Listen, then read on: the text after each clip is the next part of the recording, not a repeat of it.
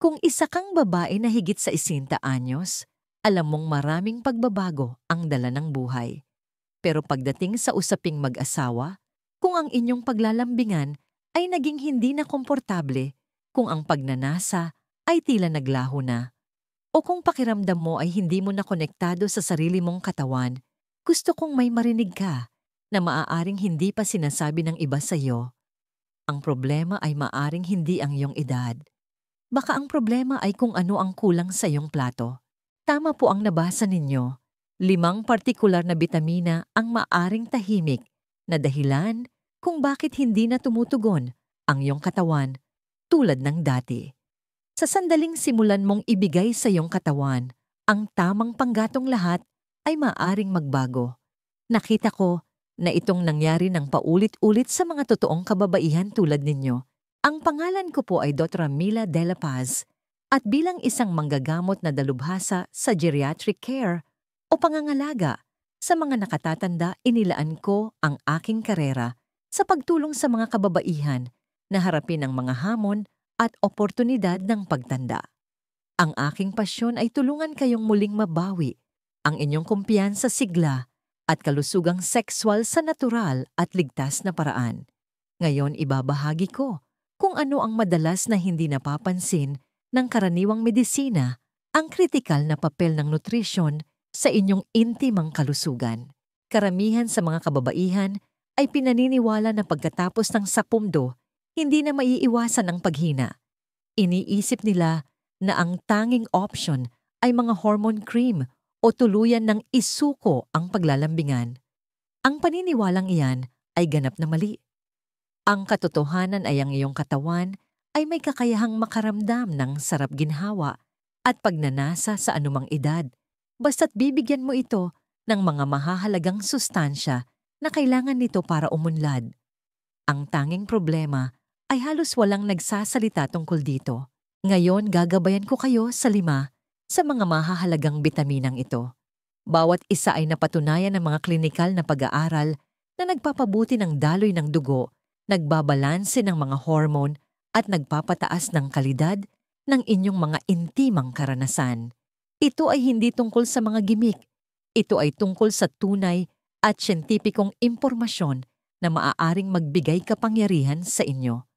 At siguraduhing samahan ninyo ako hanggang sa dulo dahil ibabahagi ko rin ang isang simpleng paraan para mas epektibong maabsorb ng inyong katawan ang mga bitaminang ito para mas mabilis ninyong maramdaman ang pagkakaiba. Simulan na natin. Bago tayo magpatuloy, kung nakita ninyong kapaki-pakinabang ang impormasyong ito at hindi pa kayo nakasubscribe ngayon na ang perpektong oras. Pindutin ang subscribe button at i-on ang notifications para hindi ninyo mapalampas ang anumang mga tip na suportado ng siyensya na partikular na idinisenyo para sa mga kababaihang higit sa 60. Mahalaga ang inyong feedback, kaya kung nakatulong sa inyo ang artikulong ito, mag-type lang ng 1 sa comments. Kung hindi naman i-type ang 0. Nakakatulong ito sa akin na lumikha ng mas mahusay na nilalaman para sa inyo. Sige, umpisahan na natin. 1. Vitamin B3 niacin. Ang unang bitamina na talagang kailangan ng iyong katawan para sa mas magandang ginhawa at pandama. Pagkatapos ng 6 ay ang vitamin B3 na kilala rin bilang niacin. Ito ay isang tunay na game changer, lalo na kung nararamdaman ninyong hindi na kayo gaanong tumutugon, nakakaranas ng panunuyo o nahihirapan dahil sa mababang enerhiya. Hayaan ninyong ikwento ko ang isang pag-uusap namin ng isang pasyente na nagngangalang Flora. Siya ay 60 taong gulang retirado at mahal na mahal pa rin ang kanyang asawa sa loob ng 40 taon. Ngunit sa nakalipas na ilang taon, tahimik na tiniis ni Flora ang isang bagay na ikinahihiya niyang pag-usapan kahit sa kanyang asawa. Ang pagtatalik ay naging hindi komportable at minsan ay masakit pa. Sabi niya sa akin, "Dok, parang nagsasara na ako, parang wala na ang bahaging iyon sa akin." Narito ang katotohanang ibinahagi ko sa kanya at maaaring magulat din kayo. Isa sa pinakamalaking salarin sa likod ng panunuyo ng ari at pagbaba ng pandama, lalo na pagkatapos ng 6 ay hindi lamang pagtanda o mababang estrogen, ito ay ang mahinang sirkulasyon ng dugo.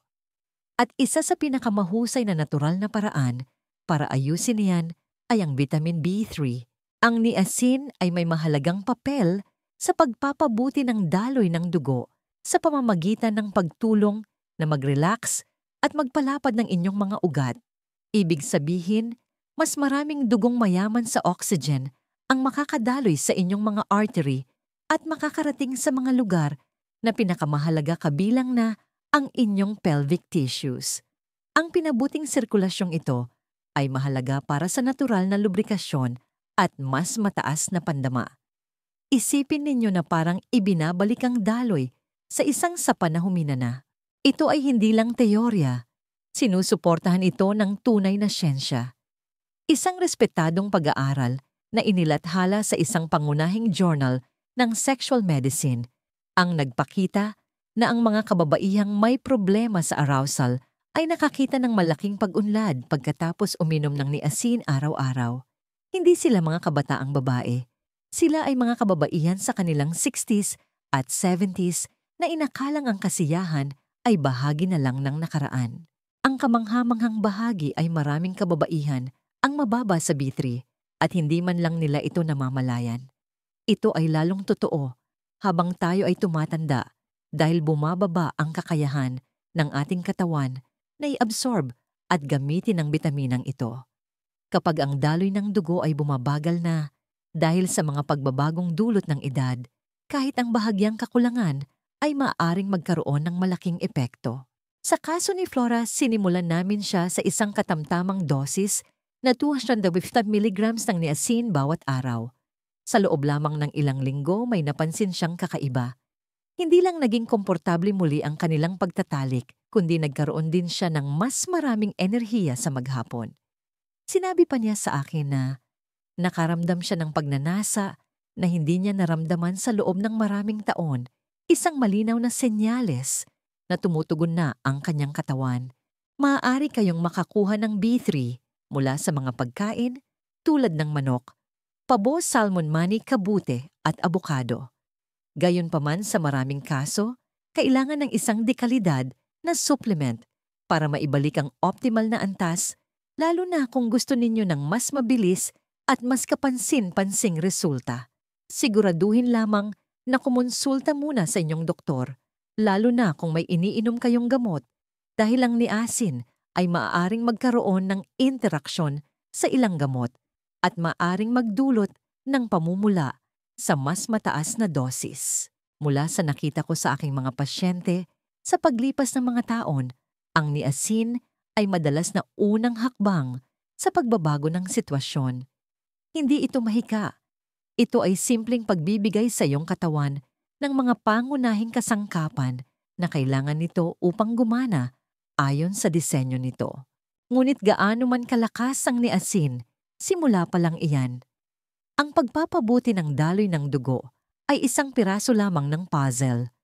Paano kung sabihin ko sa inyo na may isa pang bitamina na hindi lamang sumusuporta sa inyong pisikal na ginhawa, kundi tumutulong din na balansehin ang mga pangunahing hormone at palakasin ang pundasyon ng inyong katawan para sa pagnanasa at pagmamahal? Iyan mismo ang susunod kong ibubunyag. Karamihan sa mga kababaihan ay mapanganib na mababa dito nang hindi nalalaman at ang pagtama sa isang kakulangang ito ay maaaring magbago ng lahat. 2. Vitamin D3. Naalala ko ang isang babae na nagngangalang Elena na pumasok sa aking klinika. Ilang taon na ang nakalilipas.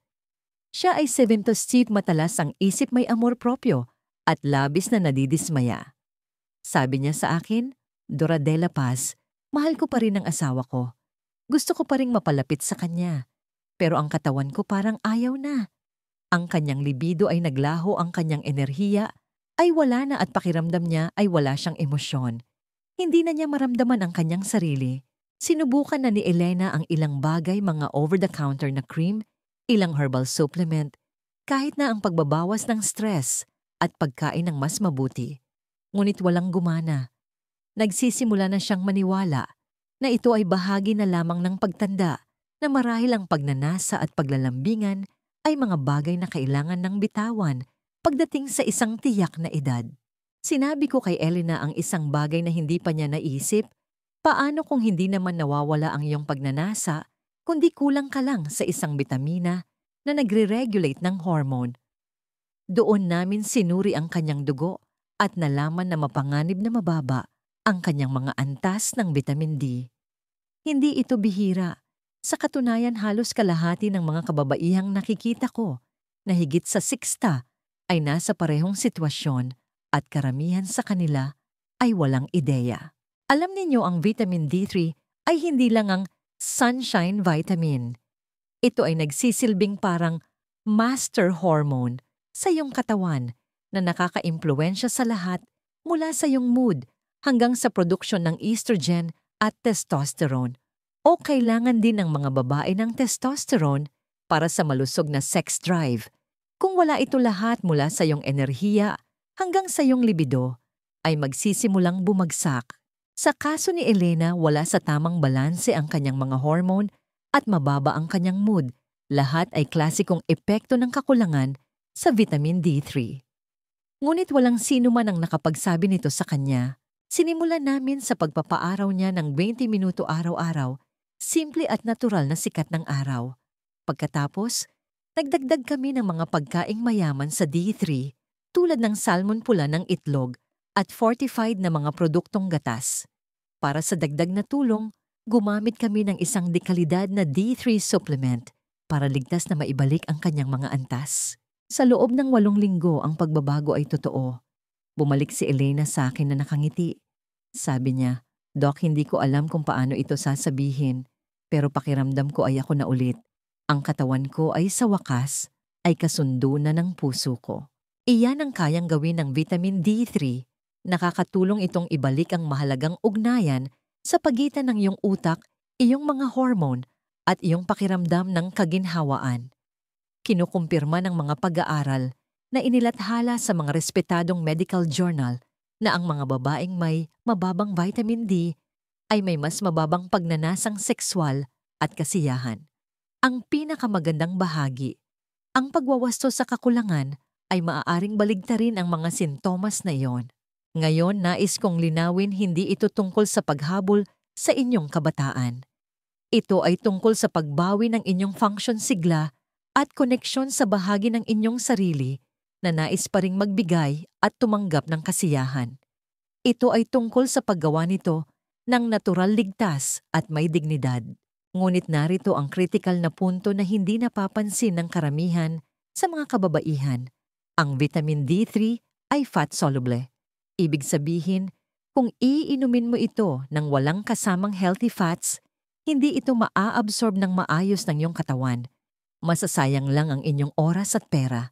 Kaya palaging isabay ito sa pagkain tulad ng olive oil, avocado mani o itlog para sa pinakamataas na epekto.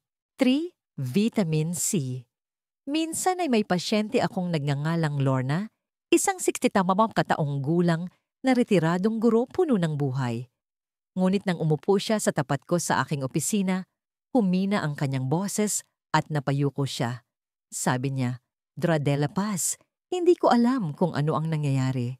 Ang puso ko ay bata pa, ngunit ang katawan ko ay parang marupok. Hindi na komportable ang paglalambingan." Si Lorna ay malusog sa karamihan ng mga pamantayan. Nag-ehersisyo siya, hindi naninigarilyo, at pinapanood pa ang kanyang dieta. Ngunit ang hindi niya namamalayan ay kahit na mukhang maayos ang lahat, maaaring may kulang pa rin sa cellular level.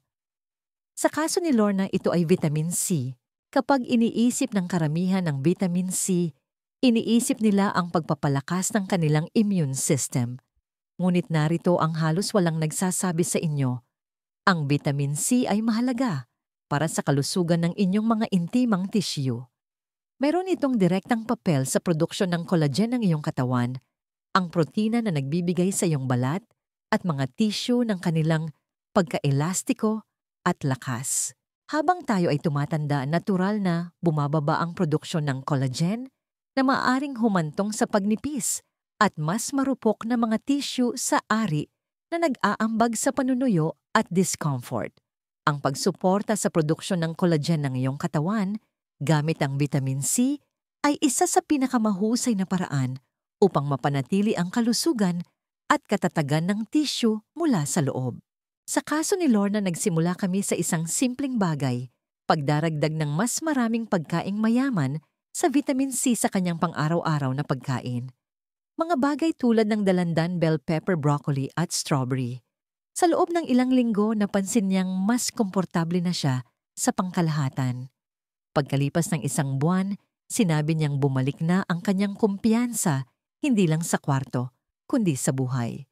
Hindi ko na nararamdaman na napakarupok ko, sabi niya sa akin. Ngunit mayroon pa. Tumutulong din ang vitamin C na gumawa ng nitric oxide, ang kritikal na molekula na responsable sa pagbubukas ng mga daluyan ng dugo at pagpayag na malayang dumaloy ang dugo. Tulad ng sa mga lalaki, ang daloy ng dugo na ito ay mahalaga para sa female arousal na nagpapataas ng pandama at natural na lubrikasyon. Ipinakita ng pananaliksik na ang mga kababaihan na kumukonsumo ng mas mataas na antas ng vitamin C ay may mas mahusay na kalusugan ng mga ugat at mas matatag na balat at tissue. Hindi ito mahika, hindi ito marketing. Ito ay biyolohiya. At ito ay isang bagay na kayang tugunan ng iyong katawan sa anumang edad. Ngayon narito ang isang tip na hindi napapansin ng karamihan. Ang vitamin C ay water-soluble. Ibig sabihin hindi ito iniimbak ng iyong katawan. Kailangan mo itong punan araw-araw. Hindi sapat na magkarga isang beses sa isang linggo. Ang iyong katawan ay nangangailangan ng tuloy-tuloy na supply para mapanatiling nasa top shape ang iyong produksyon ng collagen at mga daluyan ng dugo. Isa sa mga paborito kong gawain sa umaga na inirerekomenda ay isang smoothie na puno ng spinach, strawberry at citrus. Ito ay simple, epektibo at nagbibigay sa iyong katawan ng eksaktong kailangan nito para simulan ng araw na may pakiramdam na matatag at tumutugon. 4. Vitamin E. May isang sandali noong mga unang taon ko sa pagsasanay na tumatak pa rin sa akin.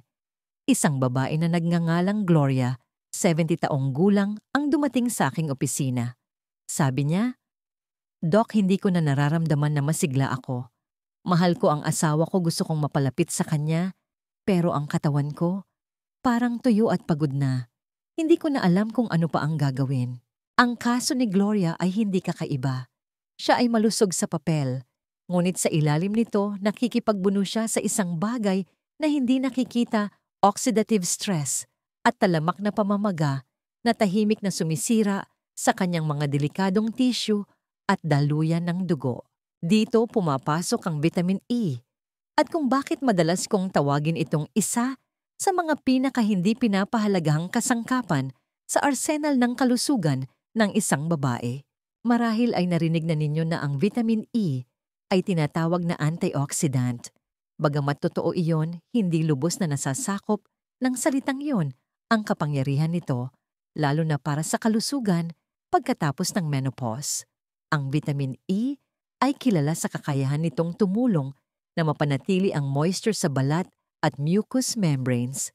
Pinoprotektahan nito ang mga delikadong tissue mula sa pinsala ng oxidative na isang pangunahing sanhi ng panunuyo at pagnipis. Kapag may sapat na vitamin E ang iyong katawan, para kang nagbibigay sa iyong mga tissue ng isang proteksyon at moisturizing na panangga. Ito ay direktang nangangahulugan ng mas malaking ginhawa at mas kaunting iritasyon sa panahon ng pagtatalik kahit nasa inyong 60s, 70s at higit pa. Ipinakita ng pagsusuri sa dugo ni Gloria na kulang siya sa vitamin E. Nang matugunan namin iyon sa pamamagitan ng mga whole food tulad ng almendras, buto ng mirasol, spinach at olive oil, kasama ang isang dekalidad na supplement, isang kamangha-manghang bagay ang nagsimulang mangyari. Sa loob ng ilang buwan, bumalik ang kanyang sigla. Sabi niya, "Doc, pakiramdam ko ay nababanat na ulit ako." Ang kanyang balat ay mukhang mas malusog, bumalik ang kanyang enerhiya, at higit sa lahat, naibalik ang kanyang kakayahang makipagtalik sa kanyang asawa ng komportable at masaya. At narito ang isa pang bagay na madalas hindi napapansin. Ang vitamin E ay tumutulong din na protektahan ang iyong mga daluyan ng dugo, pinapanatili itong nababaluktot at nagtataguyod ng malusog na sirkulasyon na tulad ng napag-usapan natin ay susi para sa arousal at pandama. Iyon ang dahilan kung bakit matagal nang pinupuri ng mga mananaliksik ang mga benepisyo nito para sa kalusugan ng puso at sexual. Siyempre tulad ng anumang fat-soluble na bitamina, mas naa-absorb ito ng iyong katawan kapag ininom kasama ng healthy fats. Ang isang dakot ng halo-halong mani, isang patak ng olive oil sa iyong salad, o kahit na abokado ay malaki ang maitutulong. Ang susi ay ang pagiging pare-pareho. Lagi kong sinasabi sa aking mga pasyente na ang kalusugang sexual ay hindi tungkol sa paghabol sa kabataan. Ito ay tungkol sa pagpapanatili ng sigla, pakiramdam ng koneksyon, at pag-enjoy sa inyong mga relasyon sa isang makabuluhang paraan.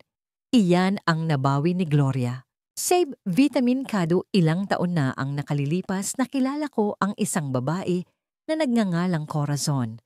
Siya ay 74, matalino, nakakatawa, ang uri ng babae na nagbibigay liwanag sa isang silid. Ngunit sa likod ng mga biro ay isang tahimik na pagkadismaya.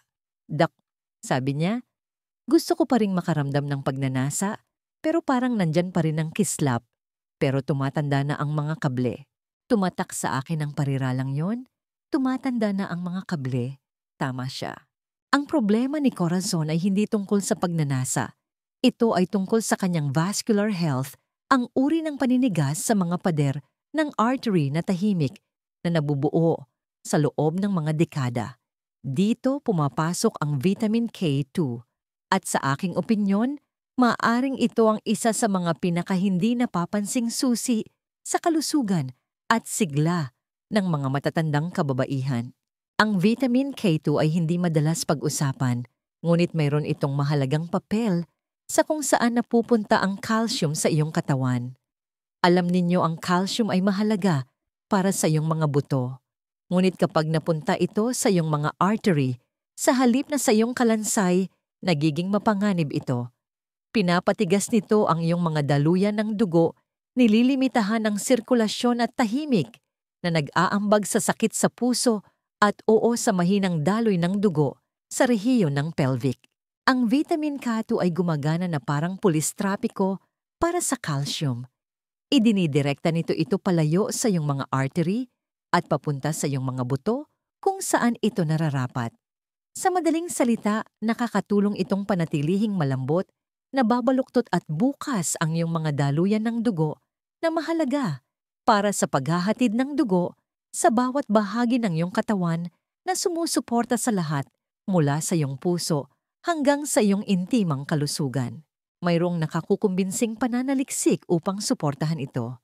Isang pag-aaral mula sa Netherlands ang sumunod sa libu-libong kababaihan sa loob ng isang dekada at nalaman na ang mga may pinakamataas na K2 intake ay may mas mababang panganib ng paninigas ng artery at sakit sa puso. At tandaan kung ano ang mabuti para sa iyong puso ay mabuti rin para sa iyong arousal dahil pareho silang nakasalalay sa malusog at walang harang na daloy ng dugo. Hindi pa naririnig ni Corazon ang tungkol sa vitamin K2, ngunit buo ang kanyang loob. Ipinakilala namin ang mga pagkaing mayaman sa K2 tulad ng mantikilya mula sa grass-fed na baka pula ng itlog, ilang partikular na keso tulad ng Gouda at Brie, at mga fermented na option tulad ng natto. Sa sumunod na ilang buwan bumalik ang kanyang enerhiya, bumuti ang kanyang sirkulasyon, at higit sa lahat, naramdaman niyang mas tumutugon at buhay ang kanyang katawan. Isang bagay na lagi kong binibigyang diin sa vitamin K2 ay mas epektibo itong gumagana kapag isinabay sa vitamin D3. Sila ay isang powerhouse team. Tumutulong ang D3 sa pag-absorb ng calcium at tinitiyak ng K2 na mapupunta ang calcium sa tamang lugar. Ito ay isang perpektong halimbawa kung paano gumagana ang katawan bilang isang sistema. Hindi naging 20 ulit si Corazon, ngunit naging isang babae siya na maaaring humarap ng may presensya sigla at kumpiyansa para sa kanyang sarili at para sa lalaking kanyang minamahal. 6. Ang sikreto sa absorption. Masyado ko na itong nakikita ng maraming beses. Isang babae ang papasok sa aking opisina na may mahabang listahan ng mga supplement. Nagsaliksik siya. Umiinom siya ng tamang bitamina. Ngunit pagkatapos ay yuyuko siya at sasabihin, "Dok, wala akong gaanong nararamdamang pagkakaiba. May mali ba sa ginagawa ko?" Ang sagot ko halos sa bawat pagkakataon ay simple, hindi ito tungkol sa kung ano ang iniinom mo. Ito ay tungkol sa kung ano ang kayang i-absorb ng iyong katawan. Maaaring magulat kayo dito, ngunit kahit ang pinakamakapangyarihang mga bitamina ay walang silbi kung hindi sila ma-absorb sa iyong daluyan ng dugo. Habang tayo ay tumatanda, maaaring maging mas mahirap ang absorption. Dito pumapasok ang sikreto sa absorption. Hayaan ninyong magsimula ako sa isang maikling kwento. Isa sa aking matagal ng pasyente si Digna ay 69 nang magsimula kaming magtulungan. Ininom niya ang bawat bitamina na inirekomenda ko, ngunit pagkatapos ng 6 na linggo, hindi niya napapansin ang mga benepisyong inaasahan niya. Pinaupo ko siya at tinanong, "Digna, kailan mo iniinom ang iyong mga bitamina?" Sabi niya kadalasan unang-una sa umaga kasama lang ng isang basong tubig. At naroon na, alam ninyo ang ilang bitamina tulad ng DE at K2 ay fat-soluble, na nangangahulugang kailangan nila ng taba para ma-absorb ng maayos. Kung iinumin ninyo ito nang walang laman ang tiyan, karamihan sa mga benepisyo ay mawawala. Kaya hiniling ko kay Digna na gumawa ng isang simpleng pagbabago. Simula ng pag-inom ng kanyang mga fat-soluble na bitamina kasama ng pagkain na may kasamang healthy fats, ilang itlog, isang hiwa ng abokado, o kahit ilang pirasong mani. Sa loob ng 3 linggo lahat ay nagbago. Sumigla ang kanyang enerhiya at higit sa lahat, ang ginhawa at pagtugon na inaasam niya ay nagsimulang bumalik. Gumagana na. Sabi niya sa akin na may ngiti na hinding-hindi ko malilimutan. Para sa mga water-soluble na bitamina, tulad ng C at B3, kailangan ninyo itong inumin na may maraming tubig o kasabay ng pagkain upang matulungan ang absorption. At dahil hindi ito iniimbak ng iyong katawan, kailangan mo ng tuloy-tuloy na pang-araw-araw na pag-inom. Ito ay isang maliit na pagbabago, ngunit nakita ko itong gumawa ng malaking pagkakaiba. Para sa mga kababaihan na higit sa 6 kung saan, mahalaga ang bawat piraso ng balanse ng hormone at kalusugan ng selula. Ito ay napakahalaga. Isang aral sa buhay mula sa inyong doktora. Sa paglipas ng mga taon nakausap ko na ang libu-libong kababaihan na tulad ninyo, lahat sila ay may iisang bagay na pareho nais nilang maramdaman muli ang kanilang sarili. Hindi para habulin ang kabataan, kundi para bawiin ang sigla koneksyon at kumpiyansa na dati nilang naramdaman sa kanilang sariling balat.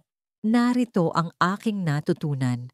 Ang inyong mga huling taon ay hindi tungkol sa pagiging perpekto.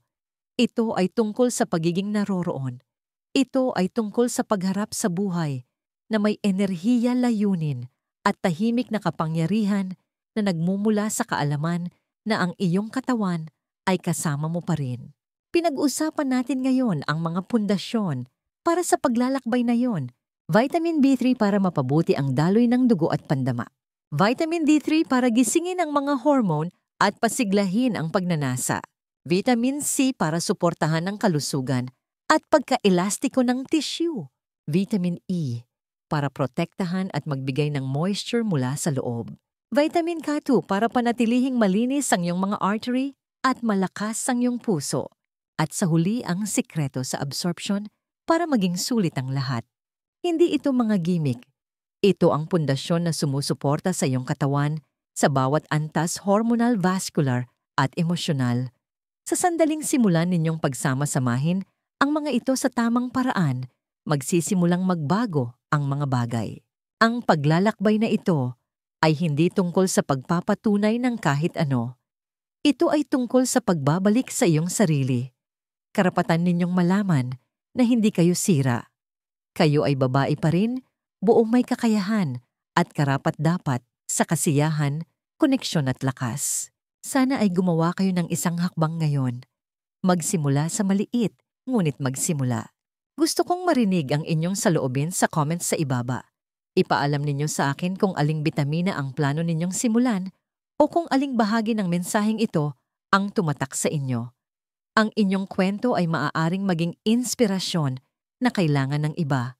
Kung nakita ninyong mahalaga ang impormasyong ito, mangyaring ibahagi ito sa isang kaibigan kapatid o sino mang babae sa inyong buhay na kailangang marinig na hindi pa huli ang lahat para bumuti muli ang pakiramdam.